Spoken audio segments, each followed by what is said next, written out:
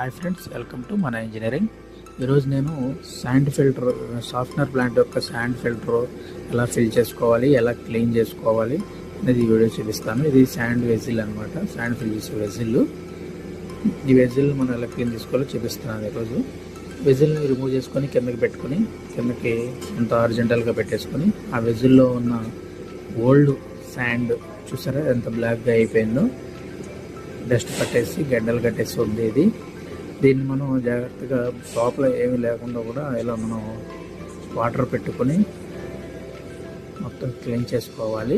తర్వాత ఫోర్స్ గన్తో వాటర్తో ఎయిర్తో నీట్గా ఇలా ఫోర్స్ పెడితే వాటర్ మొత్తం కరిగి మనకి బయటకు వచ్చేస్తుంది.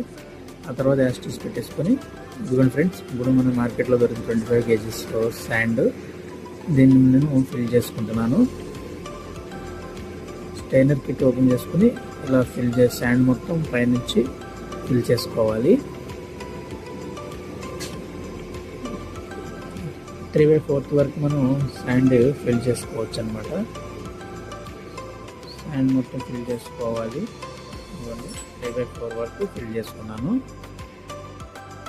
ఆ తర్వాత మరి సేమ్ స్టైనర్ కిట్ బిగించేసేసుకొని, కింద కూడా క్లోజ్ చేసేసుకొని, వాల్స్ బిగించేసుకొని, యాస్టిస్ మనం ఇన్లెట్ వాటర్ ఇచ్చేస్తే మనకి కింద నుంచి ఫోర్స్ వాటర్తో మనకి ఫిల్టర్ అయ్యి శాండ్ మీడియా ద్వారా, అవుట్లెట్ ద్వారా మనకి వాటర్ వస్తుంది.